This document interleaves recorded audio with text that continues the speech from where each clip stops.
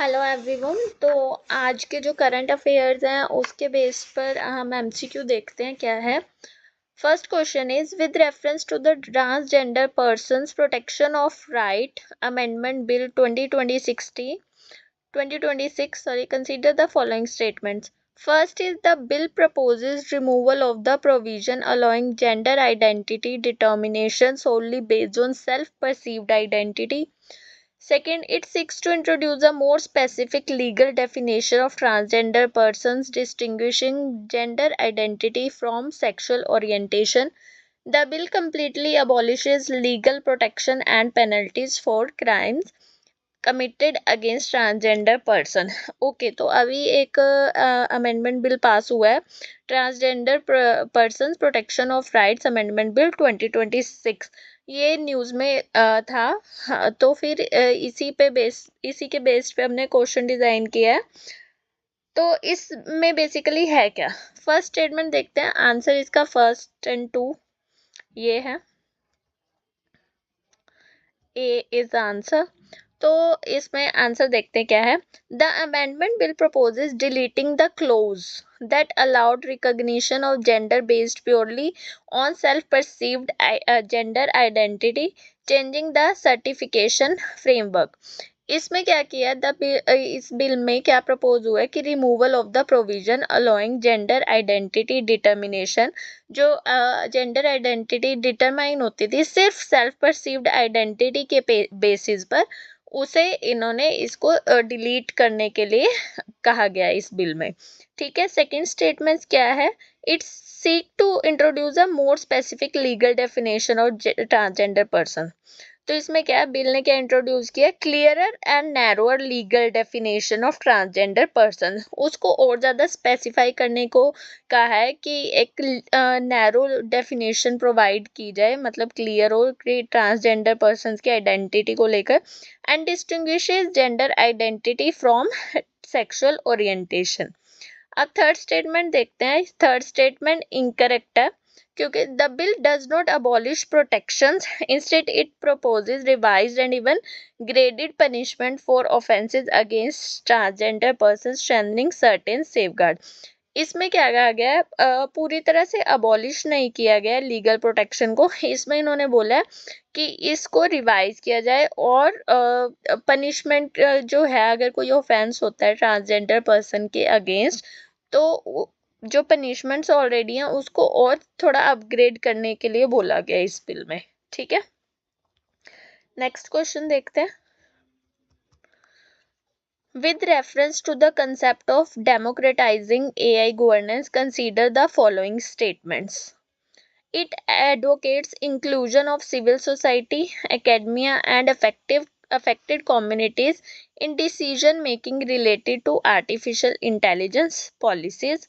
It supports exclusive regulation of artificial intelligence system by private technology companies to promote innovation. It emphasizes transparency, accountability, and ethical oversight in the development and deployment of AI system.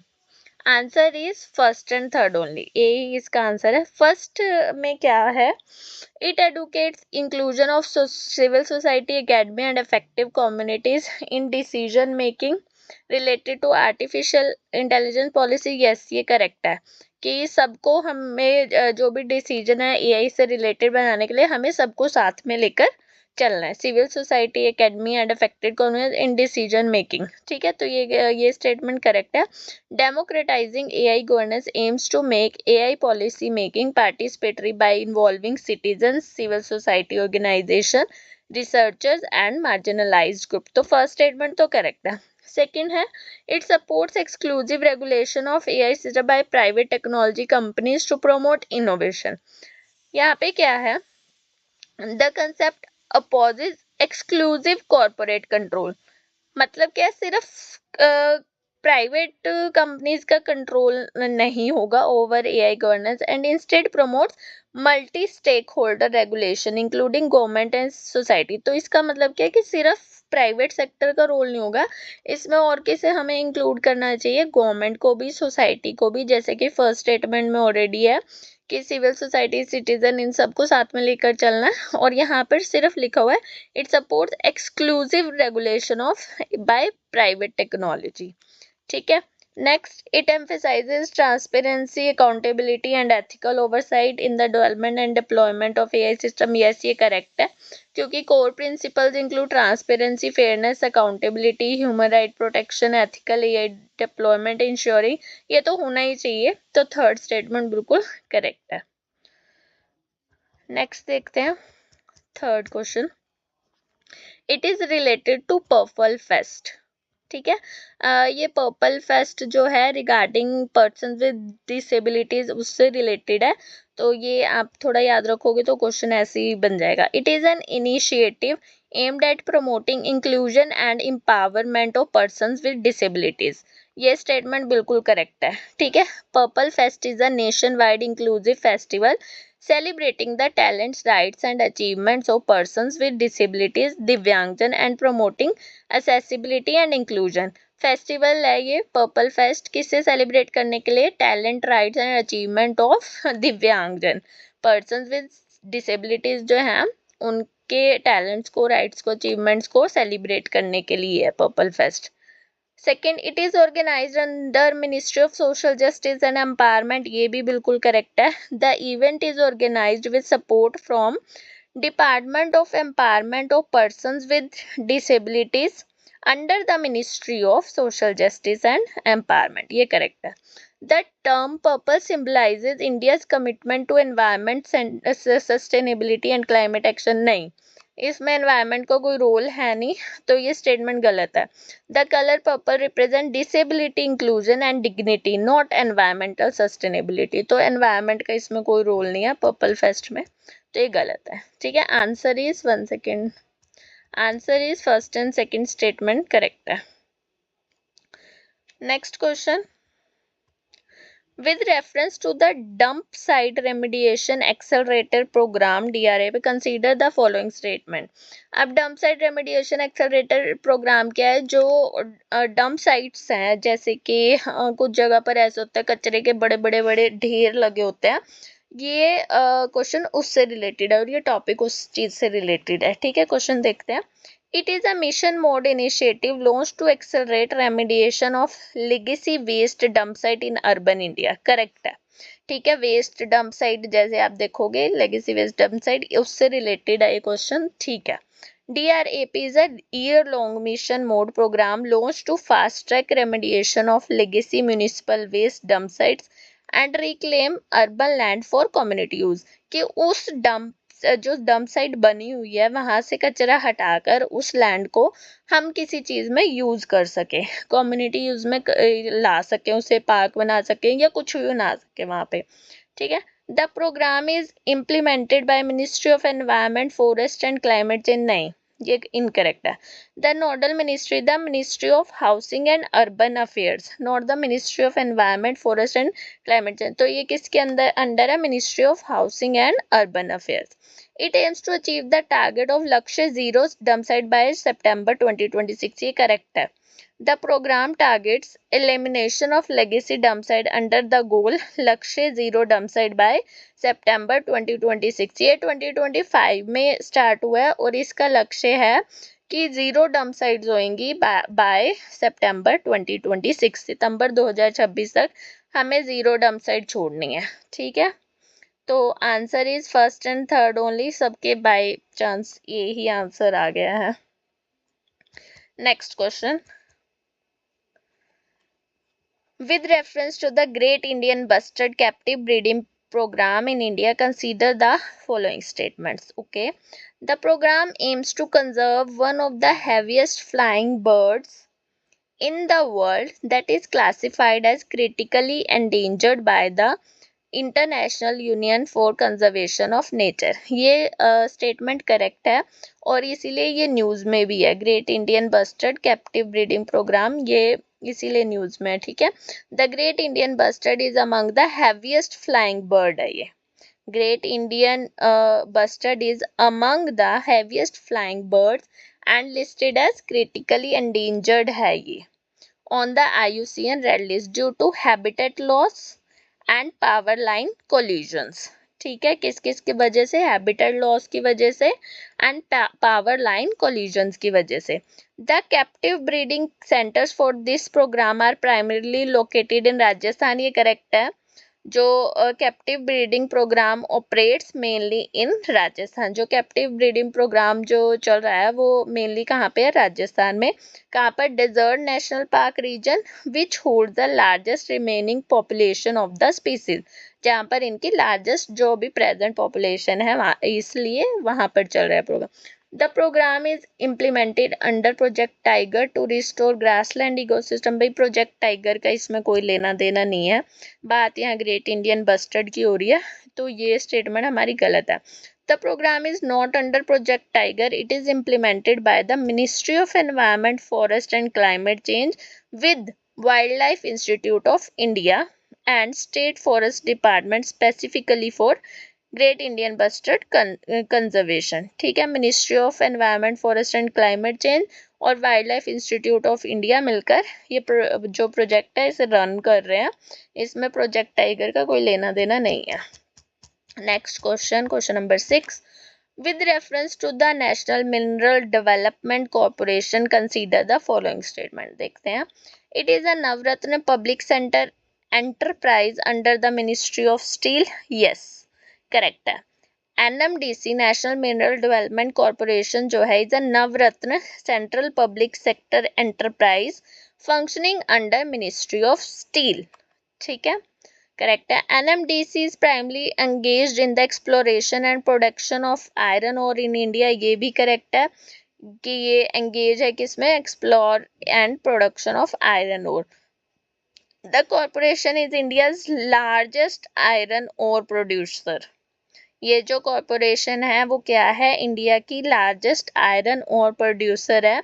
Operating major mines mainly in, कहाँ कहाँ पर इसकी mines है? Chhattisgarh, Karnataka, along with exploration of other minerals, और साथ में other minerals को भी एक्सप्लोर करते हैं। ठीक है, लार्जेस्ट आयरन ओर प्रोड्यूसर है, कहाँ कहाँ है? और मेजर माइन छत्तीसगढ़, कर्नाटका में, और explore other minerals also. It is responsible for regulating mineral licensing and granting mining leases across India. नहीं, इसका इससे कोई लेना देना नहीं है। ठीक है, NMDC does not regulate mineral licensing, regulatory powers relating to mining leases and licensing lie with government. जो लाइसेंसिंग और लीज का काम होता है माइनिंग लीज का, ये गवर्नमेंट का है, इसमें इस कॉर्पोरेशन को कोई मतलब नहीं है। अंडर द और गवर्नमेंट का किसके अंडर? अंदर mines and minerals development and regulation act 1957। ठीक है, तो ये 6 क्वेश्चन हो गया। 7th क्वेश्चन देखते हैं।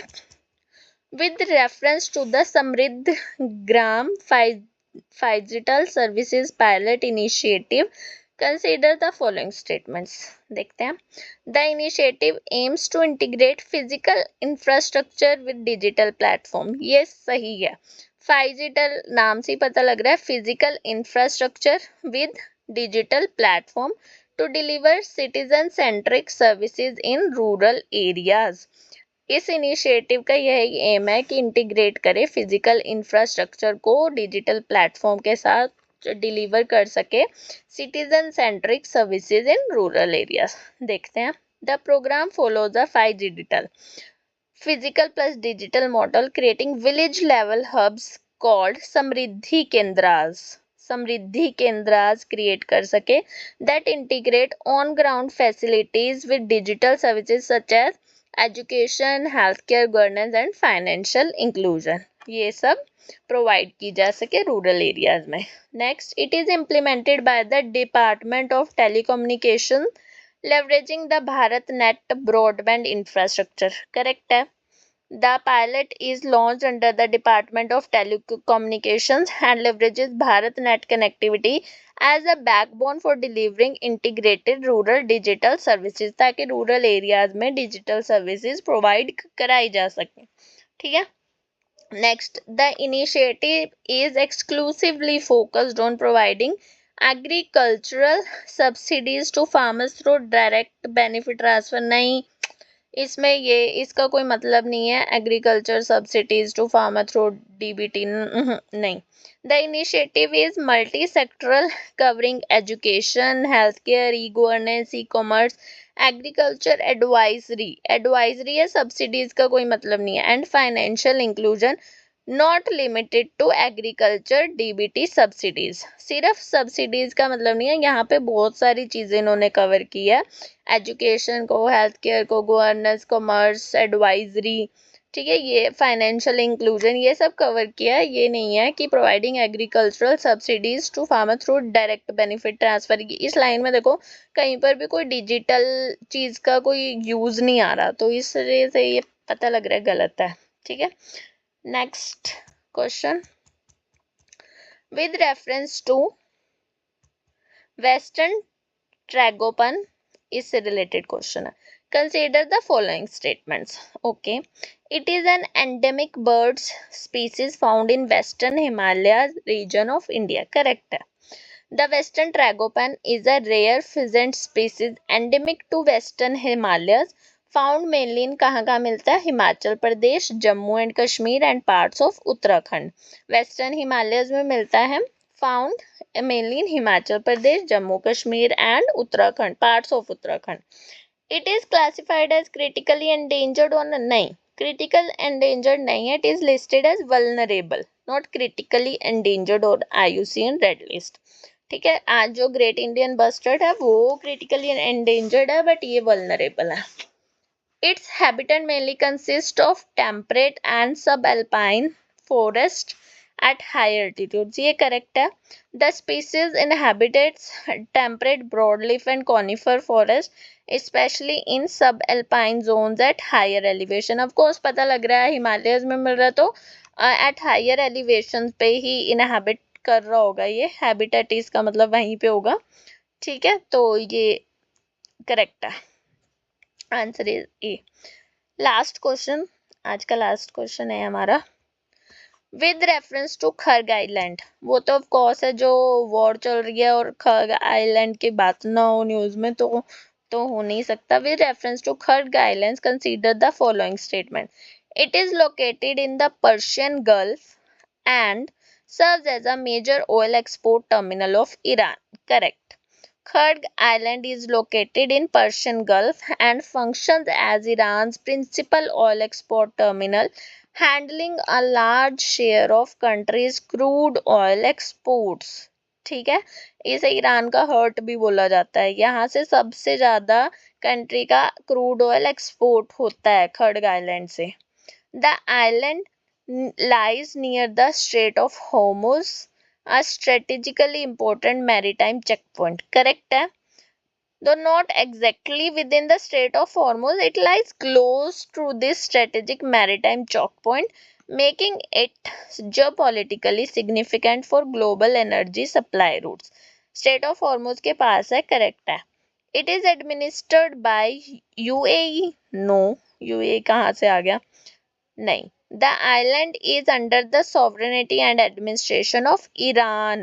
ईरान का हर्ट है ये, तो यूएई का तो कोई मतलब ही नहीं है. Not the UAE. ठीक है, एडमिनिस्ट्रेड बाय ईरान.